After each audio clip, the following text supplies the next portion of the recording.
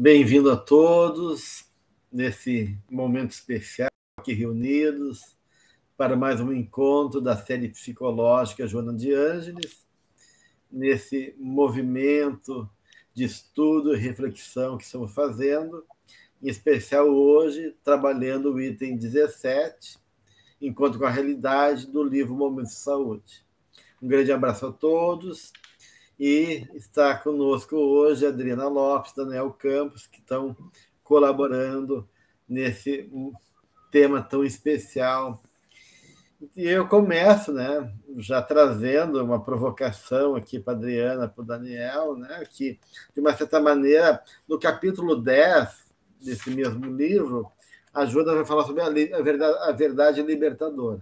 Já se ocupou desse tema da verdade, onde ela vai colocar quanto a verdade ela é um processo libertador mesmo, gerando paz, felicidade, equilíbrio, que estimula a ordem, o respeito, que liberta, acalma e dulcifica. Então, a gente fez toda uma análise, e até questionamos por que se a verdade gera tudo isso, porque temos medo da verdade. E agora, no capítulo 17, é o encontro com a realidade, que, de uma certa maneira, ela retoma esse tema do capítulo 10 e começa, então, a desenvolver um pouquinho mais essa questão a partir desse ego iludido. Então, ela vai justamente partir dessa ilusão do ego para começar a trazer questões importantes do ponto de vista do processo psicológico espiritual no trabalho com o contato com a realidade. E aí a minha provocação para vocês é o que acontece com nós, todos nós, sem exceção, que a gente cria essas ilusões, e a gente fica preso nessas defesas do ego, e gera uma série de subterfúgios para manter essa ilusão que a gente vai, muitas vezes, até acreditando nelas. Então, convido a Adriana e o Daniel para a gente poder pensar um pouquinho a partir disso. Olá, esse é um capítulo importante e fruto dessa sequência lógica que o Gelson acabou de dizer, onde ela trabalha a verdade, daí ela vai falando daqueles 3 tipos de verdade, aquela verdade coletiva, ao qual a gente fica inserido, aí depois a nossa verdade individual, para chegar em Deus, que é essa verdade, total, e é essa verdade Deus, que vai nos libertar das 2 primeiras. Mas para chegar em Deus é importante entender que a nossa verdade, muitas vezes, ela passa por um viés, é uma ilusão, O ego vai criando camadas e maneiras de olhar para a realidade de forma distorcida, Então, ou pode ser inconscientemente, com o uso de mecanismos de defesa, que ela vai trabalhar totalmente, esse texto é repleto, se a gente pegar linha a linha, a gente vai ver inúmeros mecanismos de defesa, mas que são muito inconscientes, a gente usa sem saber mesmo, mas existem os disfarces, que alguns é usado conscientemente, outros de forma meio subliminar, e as resistências do ego. Então, a partir do momento que o ego vai criando essa resistência, vai criando essa forma de não se relacionar ou por defesa ou por disfarce, ele vai sofrendo. E aqui a frase é linda, onde ela fala, a realidade divina desperta-me para que eu me conheça. Então, para que eu chegue no autoconhecimento, que é a proposta, não só da série psicológica, mas Kardec, na questão 919, nos falando da importância do autoconhecimento, nesse processo de autoconhecimento, eu preciso me descobrir. E como que eu vou fazer? A partir do momento que eu encaro a realidade de forma real, Olha que estranho, encarar a realidade de forma real, parece uma coisa dúbia, mas não, a gente se ilude, Porque aqui, a minha busca já não se veste de ilusão. Então, a nossa busca, muitas vezes, está impregnada com essa forma distorcida que o ego tem de olhar para a vida. James Hollis usa uma expressão que eu amei quando ele veio para o Brasil. Ele fala as lentes embaçadas do ego. E eu que uso óculos sei muito bem o que é isso, né? Às vezes você está no dia a dia e a lente do óculos embaça. Então, essa ilusão é uma forma dessa lente estar embaçada. E aí, a certeza do próximo encontro. Qual é o próximo encontro? O encontro comigo mesmo. Então, para que eu possa me encontrar comigo mesmo, me aceitar e ver tal qual eu sou, eu preciso me despir da ilusão que são os véus de Maia, né? Já os orientais falam que nós temos os véus de Maia, ou seja, algo cobre o meu olhar para que eu veja esse mundo de forma distorcida, né? Aí no final fala, eu aceito e me aprimoro quando eu tiro esses véus, né? E aí a ninguém nada exigindo e a todos amando. Então, quando a gente para de usar os mecanismos de defesa, a gente se torna mais tem mais paciência com o erro do outro, porque a gente sabe que a gente também erra, né? E aí a gente passa a dominar. Deixa-se, né, não é mais dominado pela realidade. Então, essa frase vai estar dizendo, esses 4 parágrafos vão estar sintetizando tudo que a gente precisa ver nesse encontro muito, muito bonito. Olá, amigos. Mais uma vez estamos aqui, né, no nosso debate. É sempre uma alegria poder estar aqui nesse grupo, discutindo essa obra tão importante, né? A Joana vai falar do encontro, né, com essa realidade, como a Adriana já introduziu, né, dessa capacidade que nós desenvolvemos de mentir para nós mesmos, né, a respeito da nossa realidade. A ilusão, ela passa muito por isso, né? Quando o mágico faz um truque de mágica, né, ele está mentindo para nós, né, através de mecanismos e artifícios para dizer que tais eventos estão acontecendo à nossa frente, né? Ou seja, é uma mentira. Então, nós temos desenvolvemos ao longo das nossas existências essa capacidade de fugir de nós mesmos, criando, né, essas ilusões para evitar um encontro com essa realidade, né? Essa realidade que se apresenta a partir dessas imagens que surgem dentro da nossa alma, essa realidade que ela coloca, nada mais, nada menos, somos nós mesmos nos apresentando a nós mesmos, né? Dentro de um fluxo de energia constante que vai se direcionando para a consciência e que necessita ser reconhecido, né? Isso passa muito por um aspecto até de um olhar até um pouco freudiano, né? Que às vezes ela aborda em algumas obras, dessa ânsia da gente confundir a felicidade com estados de prazer, né? Ou até uma paz ilusória. E para que a gente possa ir na direção dessa realidade, a gente precisa atritar com a vida externamente, né? Ter um atrito com a vida, mas principalmente também com o nosso mundo interno, com a realidade interna.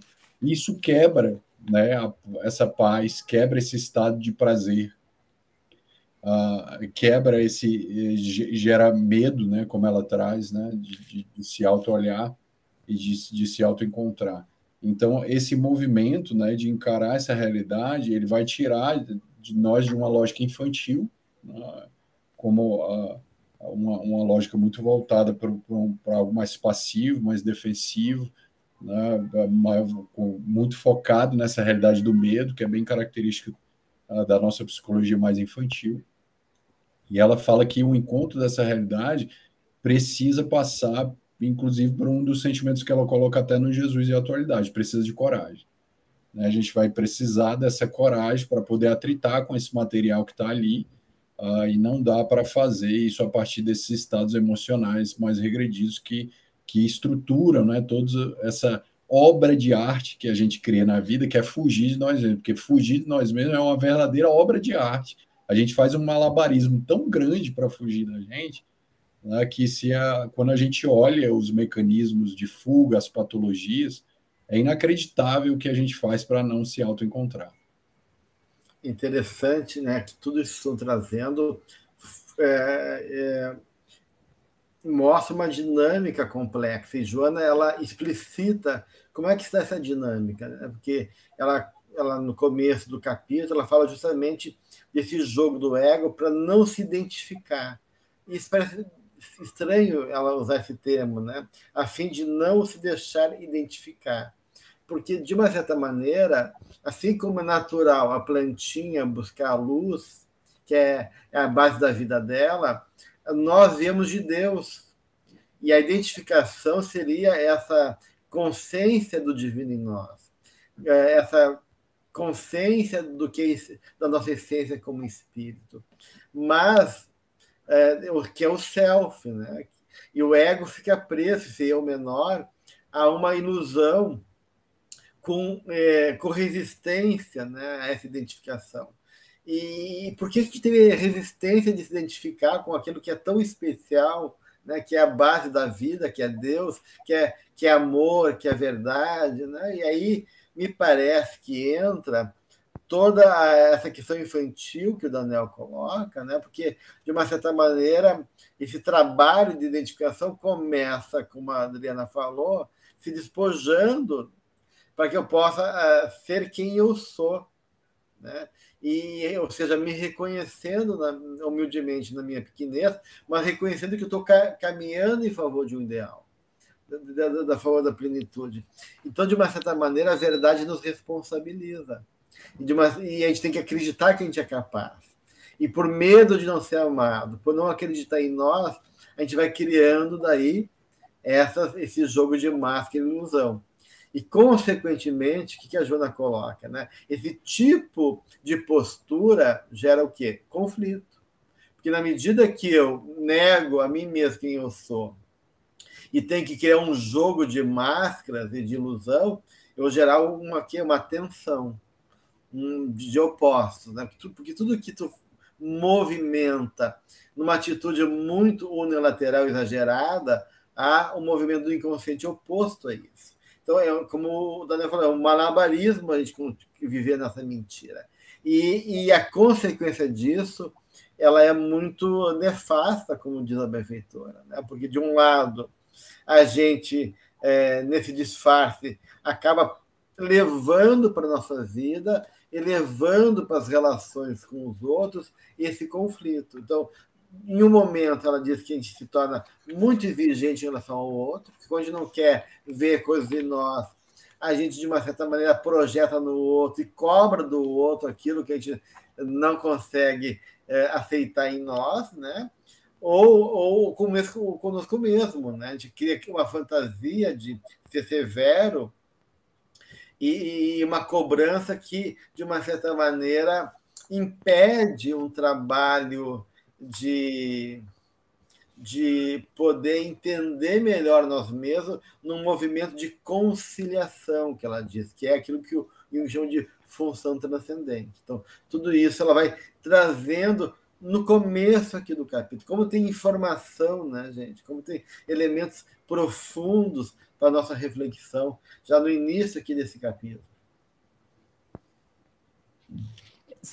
Esse capítulo é denso porque ele traz termos próprios da psicologia, né? Então, é necessário para a gente conseguir olhar, pelo menos com um pouco de profundidade, conhecer um pouco desses termos, e a Joana vai estar trabalhando e mostrando, né? Ela é brilhante porque ela traz o termo e ela já vai explicando o que seja. Então, se a gente olhar aqui nesse segundo parágrafo, ela vai estar dizendo que nesse interrelacionamento pessoal apresenta-se disfarçado, ora exigente em relação aos outros, ou excessivamente severo para consigo mesmo. Então, olha só, então aqui ela vai mostrando como que é essa questão que o Daniel fala, né, dele se esconder de si mesmo.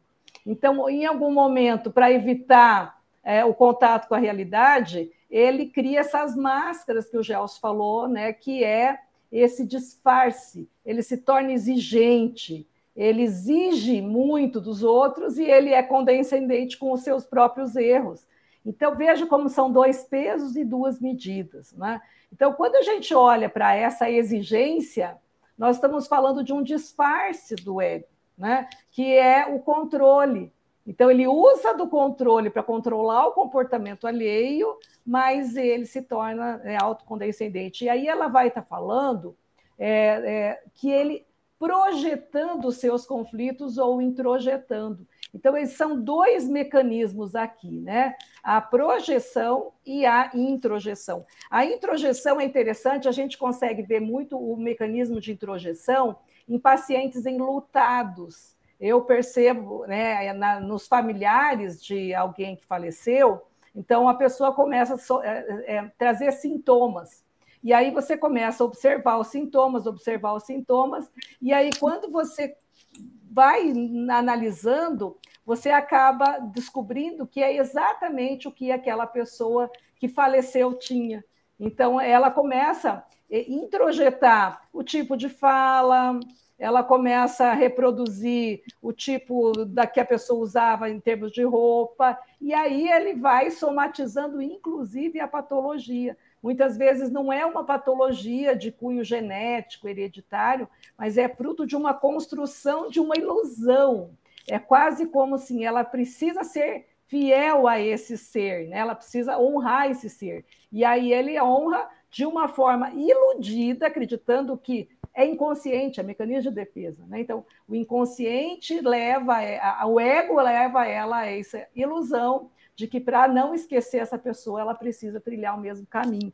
E é interessante que a Joana fala que a introjeção é uma armadilha para o ego, é um dos mecanismos mais difíceis, porque a pessoa deixa de ser quem ele é e ele passa a viver a personalidade da outra pessoa. No lado positivo, ele vai viver dos super-heróis, por exemplo, né? Então, ele vai apresentar coisas fortes, então ele vai ter toda uma introjeção positiva.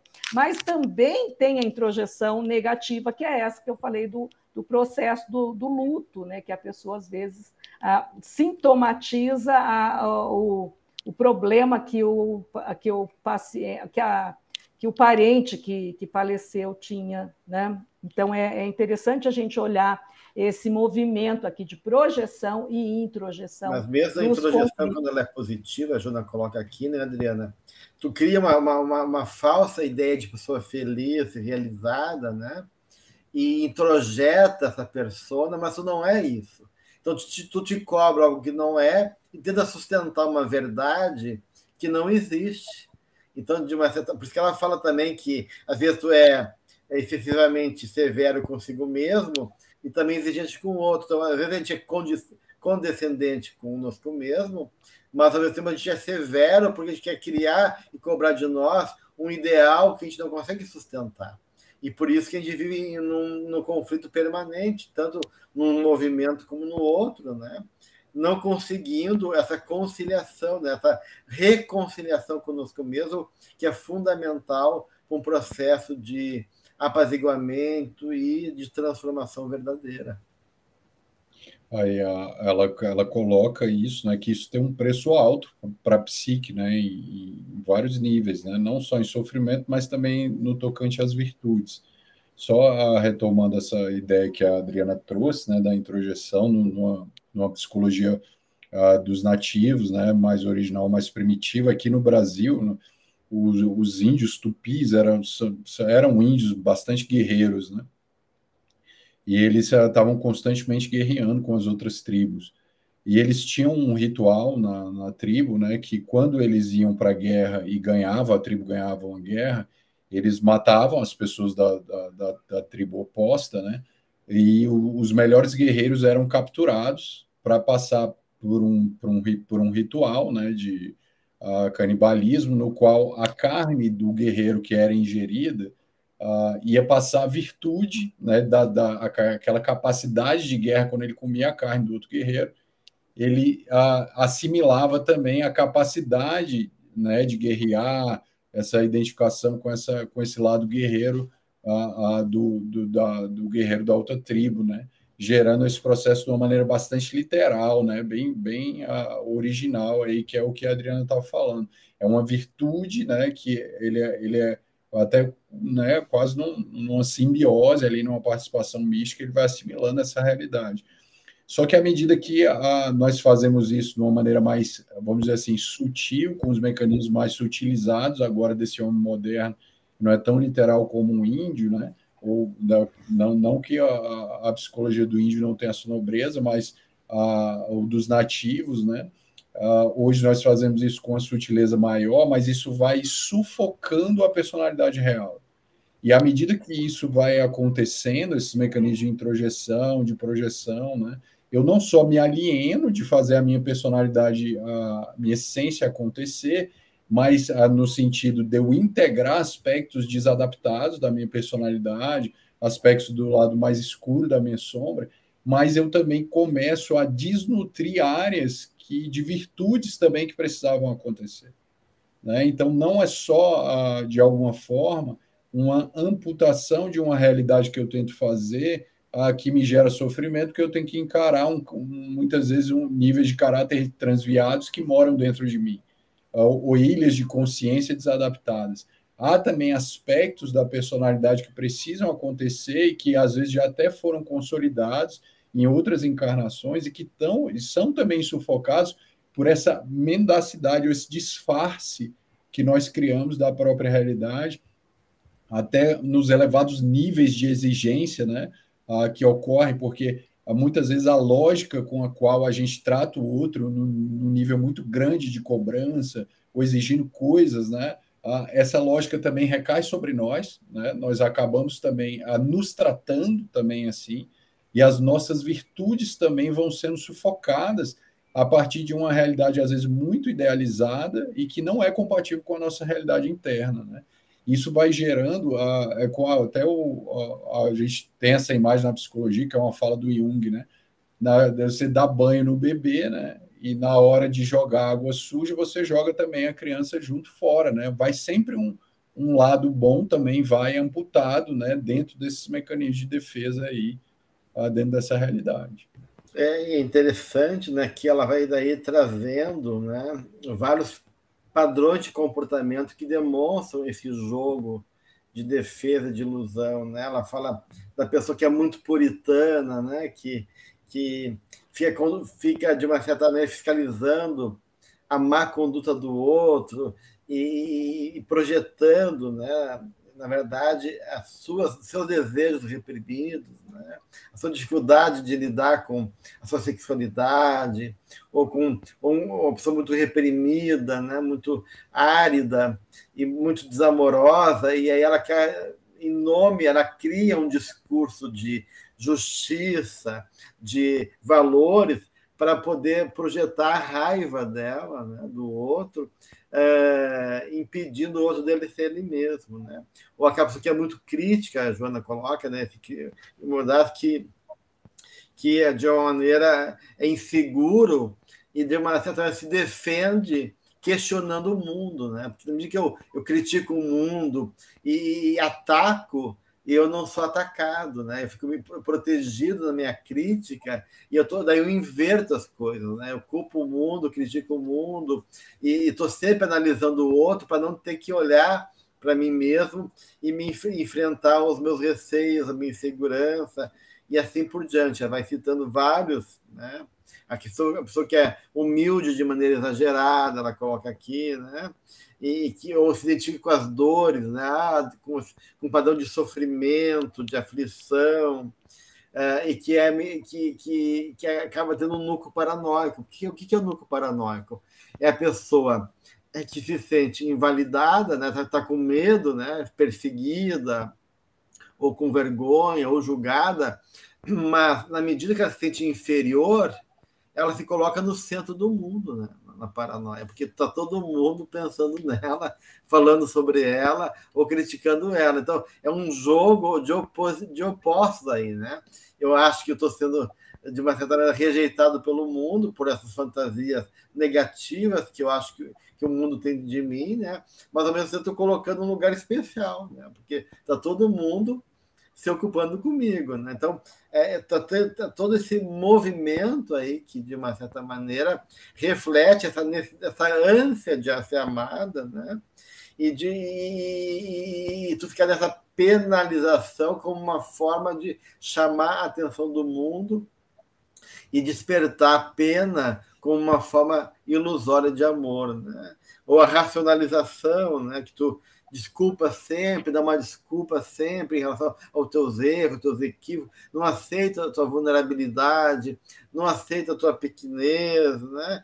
E teme se confrontar, né, com teus conflitos e olhar para eles, aí tu fica fazendo esse jogo racional de desculpa, de explicação, para fugir de ti mesmo, né? Então, tudo isso ela vai justamente colocando nesse jogo de disfarce do ego em relação a si mesmo. Tem dois mecanismos que acontecem de forma simultânea, para a gente estar voltando um pouquinho, que é a projeção e a repressão.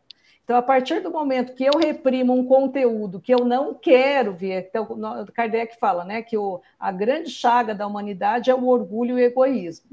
Então, quando eu não reconheço em mim o orgulho e egoísmo, eu estou fazendo um mecanismo de repressão, eu reprimo. E ao reprimir esse conteúdo que eu tiro da possibilidade do meu repertório de respostas, é como se eu arrancasse, não, eu não sou egoísta. E aí eu jogo lá dentro do inconsciente, e a partir do momento que esse conteúdo ele não é reconhecido, ele é jogado para fora. Aí eu olho no outro, eu olho para o Daniel e me incomoda no Daniel algumas questões que eu interpreto como orgulho e egoísmo. Aí eu saio, então, que aí é a projeção. Então, eu tenho primeiro, né, a repressão, eu reprimo conteúdos, e a partir do momento que esse conteúdo foi reprimido, qualquer anteparo que passe na frente, eu projeto. Porque se a gente lembrar do livro Pensamento e Vida, o Emmanuel fala que a mente é um espelho, né? Então, é um pouco diferente. Para Jung, a projeção é uma coisa natural, porque sendo um espelho, tudo que passa na frente é projetado, mas ele se torna um mecanismo de defesa a partir do momento que esse conteúdo que passa é algo reprimido. Aí, para reconhecer, eu vou me incomodar. Então, eu gosto de falar para as pessoas, né, em terapia, em análise, fazer uma lista de tudo que aquela pessoa incomoda. Ah, essa pessoa me incomoda por isso, por aquilo, por aquele outro, por aquele outro, por aquele outro. Mas é fácil, né, falar o que o outro me incomoda. E aí, a partir do momento, eu vou ela fazendo um questionamento. Mas o que disso é meu? Né? Então, se me incomoda, é porque, de alguma forma, isso tem a ver com algo meu. A Joana diz assim, ó, torna a sua vítima o espelho no qual se reflete inconscientemente. Há uma necessidade de combater nos outros o que é desagradável em si. Por quê? Porque é um conteúdo reprimido. E tudo que é reprimido, ele deseja voltar para a consciência para ser trabalhado. E aí ele volta de forma troncha, de forma desajeitada, por quê? Porque eu vejo no outro, e por não reconhecer, aí eu critico, eu me incomodo de alguma maneira. Aquela questão, tu reprime e nega, né, Adriana? Reprimiu, negou, faz coisa que não existe, para depois projetar, porque a gente não consegue fugir de nós mesmos. A verdade sempre vai estar presente, mesmo que ela venha projetada, né?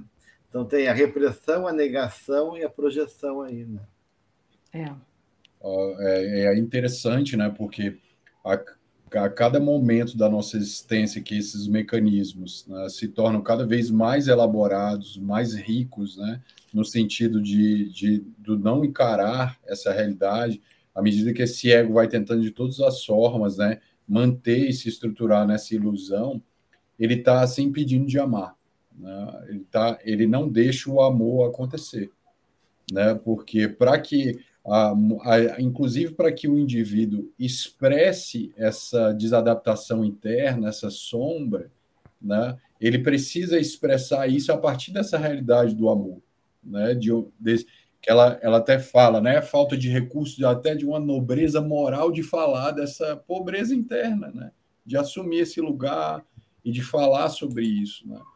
Então, à medida que eu não tenho esses recursos, né, para que eu possa me tratar a partir de uma lógica amorosa, né, isso vai sendo compensado nessa avalanche desses mecanismos de defesa. Né? Ou seja, e se eu estou cada vez mais me defendendo da minha própria realidade, eu estou também me afastando da proposta de Jesus em condição neurótica, né? Porque ele falou que eu só posso amar o outro se eu amar a mim mesmo. Mas como que eu vou conseguir essa realidade se eu não me conecto com essa minha realidade que precisa desse amor? De eu nutrir esses espaços internos a partir dessa realidade amorosa, de integrar toda essa realidade que precisa se apresentar e também dar vazão para pontos virtuosos também que já existem em nós, né? Ou seja, não só me impede o amor, me impede de acontecer enquanto buscador e alma que quer caminhar na direção dessa imagem do Cristo, né? Eu vou evitar essa realidade dela acontecer, e, ao mesmo tempo, eu vou estar, de alguma forma, também evitando assumir responsabilidades em lugares que eu podia estar ocupando em virtudes que eu já tenho. Tá? Virtudes que já aconteceram na minha alma e que poderiam estar realizando afetos sociocêntricos, né, que não são egocêntricos, afetos nos quais eu posso esparzir isso nas minhas relações sociais, impregnar a vida a partir dessa energia positiva que eu já construí. E todos esses mecanismos, eles vão amputar essa realidade, né? Tanto a realidade que eu já construí em mim, quanto essa sombra que precisa desse acolhimento para que o amor aconteça, né? Então, essa nobreza moral passa também por essa capacidade que precisa ser desenvolvida, né, de maneira não compensatória, para poder fazer esse mergulho e começar a acolher essa realidade, né? O Remo tem uma frase que eu gosto muito, né? Ele diz que os problemas parecem não ir embora até que primeiro eles tenham sido inteiramente recebidos. E a gente faz o contrário nessa fuga, né? A gente evita para não ter que lidar e resolver. Mas não tem como resolver, né? Não tem como ir embora sem antes ser inteiramente recebidos. E isso que a Joana coloca aqui bem no início daquelas frases que a Adriana estava levantando, né? Quando ela trouxe as primeiras colocações dela, né? Aceito e aprimoro-me, a ninguém nada exigindo, a todos amando, e a mim deixando-me dominar pela realidade. Então, isso que está trazendo, né, Daniel? Se eu não me aceitar amorosamente, não tem como eu poder realmente olhar para isso e transformar. Então, enquanto eu não receber aquilo que de uma realidade me pertence, eu não tenho como realmente transformar ou mandar embora esses problemas que habitam dentro de mim. E isso acaba sendo, né, Gelson, uma forma de racionalização. Ela fala aqui no parágrafo 10 que aquele que sempre racionaliza todas as ocorrências, encontrando justificativas para os próprios insucessos e erros, teme-se, sem estrutura emocional, para libertar-se dos conflitos. Então, por temer quem eu sou, por não saber quem eu sou, por não se conhecer, a pessoa traz para o racional. E é um mecanismo de defesa de maior gravidade. Por quê? Porque o ego cria justificativas dissimuladas. Racionalmente, ele vai encontrar motivos justos para uma coisa equivocada. Ele não reconhece a realidade e justifica o erro de forma equivocada. E se a gente olhar, a eutanásia é o maior exemplo de uma racionalização, onde aquela pessoa está cansada, né, daqueles cuidados com aquele ente querido que está lá internado um tempo longo, né? Então ele começa de forma racional, coitadinho, ele já precisa descansar. Veja bem, então eu acho que a gente precisa proporcionar paz para essa pessoa, então nós precisamos desligar os equipamentos por caridade. Você percebe o movimento de uma falsa, né? Justifica um erro, que é tirar, abreviar a vida daquele ser, e eu não reconheço a realidade. Então, ele é de maior gravidade, porque o ego ele vai se perdendo dele mesmo. Na tentativa de justificar um erro, ele vai se equivocando cada vez mais. E para a gente que é espírita sabe a importância dos últimos momentos da vida dessa pessoa. Então, às vezes, ele não vai ter mesmo uma chance, porque da forma racional ele não vai viver muito mesmo. Para que ficar sofrendo? Se olharmos por esse aspecto puramente material, ele tem uma lógica. Mas se olharmos ampliando com a visão da espiritualidade, é um equívoco, porque é a oportunidade que esse espírito está tendo de ressignificar todo um passado, né?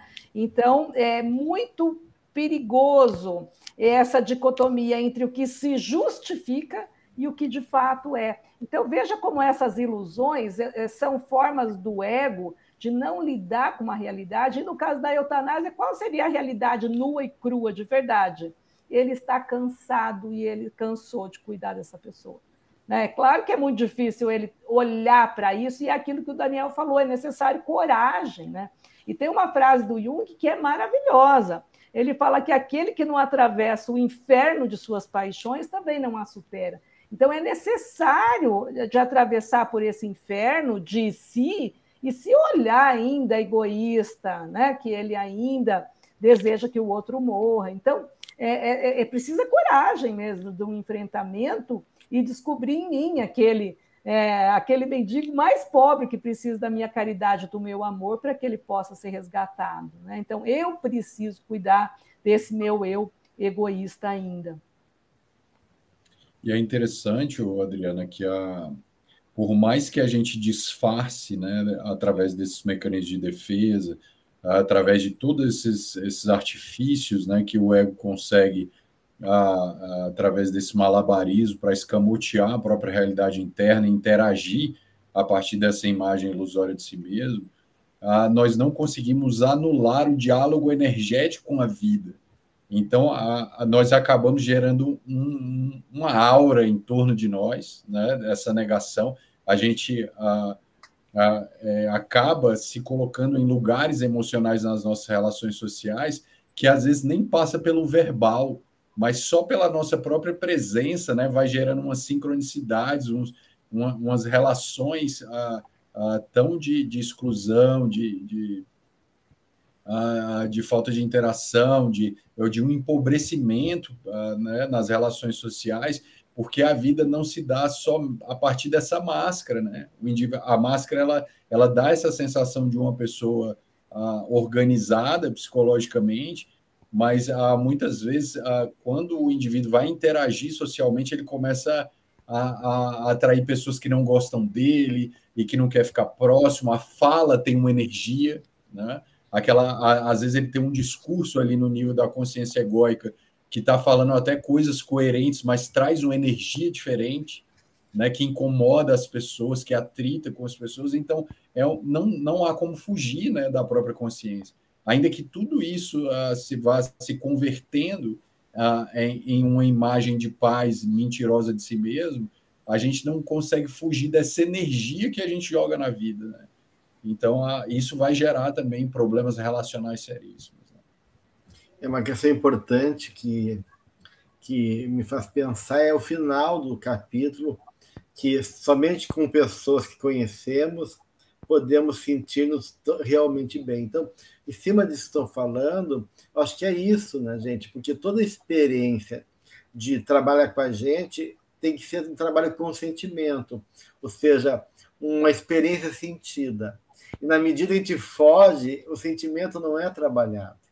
A gente não consegue o encontro não acontece. E a gente não consegue extrair o nosso sal, né? O nosso sabor, a nossa sabedoria, que é justamente vivido através do suporte desse confronto, das feridas, do reconhecimento daquele lado da gente indigesto, de poder suportar as nossas limitações, e aí encontrar, a partir dessa experiência de relacionamento conosco mesmo, né? de diálogo conosco mesmo, um novo sentido para a nossa vida. E aí a gente vai realmente se debruçando naquele lado que a gente não reconhece e vê que ele não é tão ruim, que o ruim é a nossa atitude frente a ele, né? Que é um lado frágil, ou que tem medo, ou que tem insegurança, né? E que o nosso orgulho não deixa a gente reconhecer, e aí a gente fica nesse jogo de mascaramento. Mas quando a gente consegue se desvelar e realmente se conhecer, a gente pode realmente se sentir bem. Então, tanto em relação ao outro, né, a gente vai se sentir bem só quando a gente conhece o outro, mas isso vale também para nós. Né? A gente vai só se sentir bem quando a gente começar a realmente nos conhecermos verdadeiramente. E a gente encontra aí paz, a gente encontra harmonia, né? Aquilo que a Joana fala, sem agressividade, sem pieguismo, a gente começa, então, a se desvelar como irmãos, não culpando o mundo, não cobrando o outro, não perturbando a consciência alheia e também podendo fazer as pazes comigo mesmo, reconhecendo a minha pequenez, mas, a partir disso, né, encontrando novos caminhos e possibilidades. Porque se eu nego o encontro com o que é limitado, com o que é vulnerável, com a minha fragilidade, com meus medos, eu nego também tudo que está ali junto e que é potencial de renovação, de criatividade, de mudança, e eu fico estagnado nesse jogo de aprisionamento com as minhas ilusões emocionais, com o meu jogo psicológico, de mascaramento e de estagnação, então, espiritual. Tem duas dimensões importantes, porque não são só mecanismos de defesa que a gente vê aqui, né? Mas os disfarces, as ilusões, elas têm duas dimensões. Então, a gente tem que olhar para a imaturidade do ego. Então, muitas vezes, esse ego é tão imaturo, então ele tem ainda ignorância, ele não sabe, né, lidar com essa realidade, então ele vai entendendo as coisas de forma equivocada, vai se iludindo. Ou então, ele parte de uma dimensão emocional que vai envolver conflito, idealização, valores, o querer ser amado e reconhecido. E nessa tentativa de ser amado e reconhecido, ele vai criando um falso eu, né? Então, ele vai se tornando tudo aquilo que o outro quer que ele seja, para que ele seja amado. Então, primeiro para os pais, né? Os pais queriam tanto tocar piano e eles não puderam. Então, aí essa criança percebe isso, é uma criança inteligente, então ela quer tocar piano e ela se dedica muito. Então, percebe? Ela vai criando falsos eus e esse ego, por imaturidade, ele vai, por idealização, ele vai se perdendo de si mesmo, né? Outras coisas que a gente não percebe, mas a própria acomodação, né? A acomodação é a forma do ego evitar as suas responsabilidades, os seus deveres. Isso gera também ilusão, porque ele não assume a tarefa que ele veio à Terra para isso, né? A preguiça, a Joana fala muito da preguiça, né? Que é essa propensão à inatividade, a não trabalhar, e não é só o trabalhar no trabalho, né? O trabalho braçal, mas o trabalho em si, no autoconhecimento. Dá muito, estou cansada, não quero mexer nisso.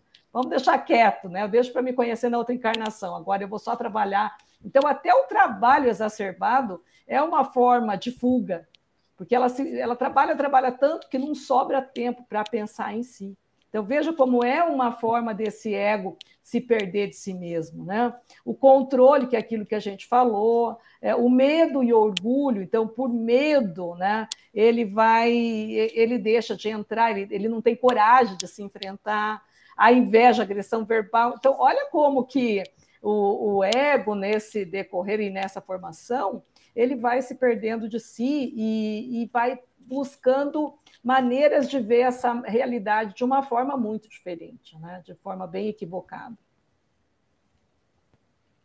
E é importante, né, que à medida que nós, né, tentamos reprimir isso, né, esse material ele nunca se aquieta, né?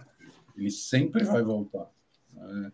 Ele volta em imagens diferentes, em sintomas diferentes, em doenças diferentes, em problemas diferentes, até na nossa realidade material, né? A depender do nível dos nossos conflitos, isso pode ser afetado, né? Por essa realidade interna que nós negamos, né? Então, dentro de uma lógica espírita, né? Aqueles momentos que a gente atrai sempre os mesmos temas para a nossa vida, né? Os problemas que nós, né? Que a vida parece querer passar na nossa cara, né? O problema que a gente carrega na gente a partir dessa realidade, quase gerando um processo de psicologização da matéria, uma psificação da matéria, né? Ao ponto de gerar esses fenômenos, né? Aquelas batidas de carro repetitivas, o cano que sempre estoura em vários lugares da casa, né, todos esses fenômenos materiais que nos circundam e estão refletindo também uma psique, né, que precisa ser confrontada, gerando esses fenômenos de atração e repulsão através dessa energia. Ou seja, é uma lei energética imparável, né? Ela não tem como parar isso, né?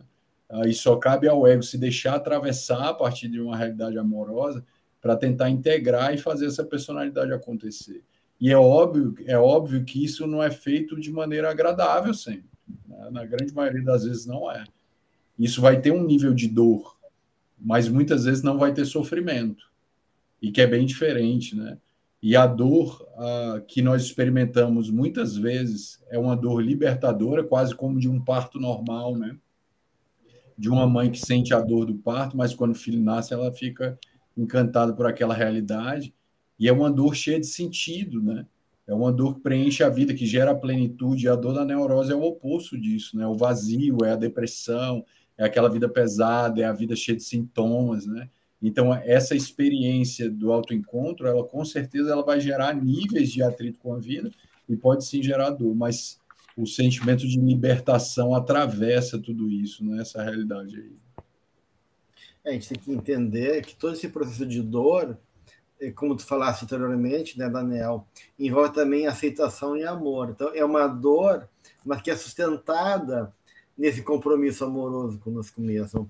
E a mesma coisa da relação com o outro, né? Porque a gente quer cobrar a verdade do outro de maneira não amorosa. E por isso que a Joana fala, não perturbe o jogo das pessoas, porque muitas vezes tu quer confrontar a pessoa, tu quer acordar ela, mas a gente não sabe do contexto interno dela. Então, como a gente não conhece o contexto da vida externo e nem interno da pessoa, de repente tu pode estar gerando com essa tua intenção, em vez de uma caridade, um processo de desestabilização emocional da pessoa, né? Ela não tem suporte de sustentação, como diz Joana de Ângeles, e a gente não está oferecendo nada no lugar.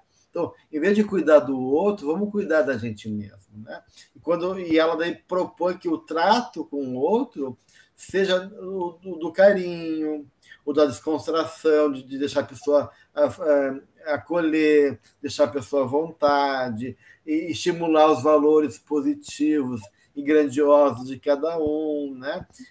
E para que as pessoas possam também aprender a lidar consigo mesmo, na medida que a gente também aceita a deficiência que elas têm, ajudando a facilitar a vida delas e criar condições para que elas possam ir lidando com as suas limitações. Então, é um processo de caridade, né? de amorosidade, de compaixão, de acolhimento, não é compactuar com o erro do outro, né? Mas ser justamente esse trabalho de desvelamento que se dá não pela violência, mas pela confiança que o outro vai depositar no mundo, porque ele se sente amado e aceito. Então, ele não precisa mentir para o mundo, porque agora eu me sinto seguro de mostrar quem eu sou, dizer, puxa, eu tenho uma ferida, eu tenho um defeito, eu tenho uma questão que eu quero uma ajuda. Por quê? Porque, de uma certa maneira, esse lugar que ele se encontra é um lugar seguro, onde ele pode se mostrar, né? Então, essa segurança emocional é importante da nossa parte em relação ao outro, porque o outro possa realmente ser acolhido e se sentir seguro o suficiente para se abrir e ser reconhecido e, consequentemente, ele poder se confrontar com ele mesmo. Com o outro e consigo mesmo, né, Gelson? Que aqui diz assim, vigia-te, né? Vigia-te, pois, e descontrai-te, deixando-te identificar pelos valores grandiosos e pelas deficiências, assim facilitando aos que convivem contigo o mesmo ato de desvelamento e confiança. Então, a partir do momento que você confia no outro para abrir as suas próprias feridas, o orar e vigiar, mas não o pensamento do outro, mas vigiar a si, realmente o sentimento, a emoção, a sensação que vem naquele meio, ele consegue, então, esse auto-amor, né, esse auto-acolher-se, e poder desvelar a si mesmo as suas dores. porque às vezes ele precisa desse movimento interno com ele mesmo de autoaceitação, né? Então, na maioria das vezes é mais fácil aceitar o outro, mas ele é muito rígido consigo próprio. Então, a importância até da descontração aqui, né? Para poder rir dos seus equívocos, rir ainda do que ele precisa trabalhar, né? Porque se a gente levar a vida muito, aí entra a questão da alegria, né? A importância de olhar isso com alegria. Ok, eu sei que eu só tenho isso, mas eu consigo olhar para o futuro e perceber que somos fadados à plenitude. Então, vai demorar, mas que nós temos essa é a lei do progresso, né? Nós teremos condições de ser plenos, mas eu preciso hoje ter essa coragem de ser realmente quem eu sou, né? Até no Evangelho, né, segundo o Espiritismo, como uma proposta do Evangelho, os Espíritos trazem, né, sede caridoso para com o outro e sede severo contigo, né?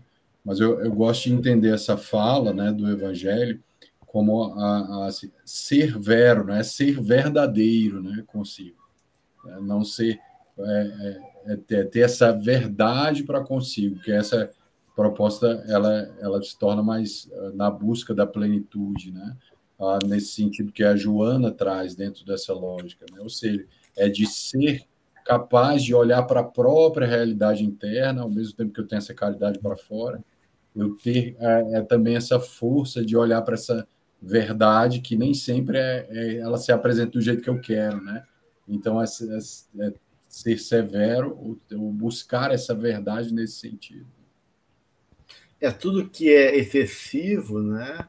Ela se torna contrário, né? Então, essa severidade, porque ela fala aqui, ser muito crítico com o outro, né? Ou exigente, ou excessivamente severo contigo. Né? Então, essa severidade é no sentido da responsabilidade nossa conosco mesmo, né? E não no sentido de uma exigência para além das nossas limitações, porque daí, de uma certa maneira, a gente também está se avaliando de maneira incorreta, achando que a gente pode dar mais do que a gente pode. Né? Então, a gente tem que fazer um movimento de passos pequenos, mas seguros. Não é querer dar um passo muito grande, né? E, de uma certa maneira, não dar conta desse passo. Então, é melhor caminhar devagarinho, mas um passo firme, seguro, conquistado, né? E assim por diante, a gente fazer o nosso movimento na vida. Muita coisa para pensar, né, gente? Tem uma frase que eu gostaria de trazer da Joana, que ela diz assim: é preciso reconhecer-se imperfeito, como realmente se é, portador de ulcerações e de cicatrizes morais. É um ato de humildade real que deve se manter com dignidade. Então, se nós conseguirmos isso, né, reconhecermos imperfeitos como de fato nós somos, e tendo essa caridade conosco, mas ao mesmo tempo vigiando e orando no sentido de despindo dessas ilusões de um falso eu que quer ser amado, que quer ser aceito, então isso daí é um ato de dignidade para conosco mesmo. Né? Linda essa frase. É da psicologia da gratidão, essa parte aí, Adriana? Eu acho que é. Eu não marquei aqui a obra. Tem um capítulo sobre psicologia da dignidade, né? Talvez seja lá, né? Que ela fala na psicologia da gratidão. É bonito, né, essa passagem. Sim. Né? Então, vamos buscar, né, esse trabalho, né, de nos acolher, vamos buscar esse trabalho de encontro, né, com a realidade, reconhecendo que essa realidade ela compõe de coisas boas e coisas ruins, de limitações e de potencialidades, e que esse desvelar do nosso ser se dá justamente nisso, né? Esse caminho de aceitação, de reconhecimento, e poder, a partir disso, começar da onde a gente está. Não tem como começar de um lugar que a gente não se encontra. Então, a gente não vai poder caminhar se eu disser, puxa, a minha realidade é essa, a minha condição é essa, as minhas possibilidades são essas, os meus desafios são esses, então, a partir disso, agora então, eu posso fazer alguma coisa com isso. E aí poder realmente aceitar esse convite libertador do Cristo, né? E desabrochar nas nossas potencialidades divinas que carregamos dentro de nós. Então, fica esse convite, né, para todos nós, de poder continuar esse estudo maravilhoso da benfeitora, lembrando que daí semana que vem a gente vai estar vendo o capítulo 18, a bênção da saúde. Agradecemos ao Daniel, a Adriane e a todos que nos acompanham nessa linda jornada da série psicológica Joana de Ângeles. Um grande abraço a todos.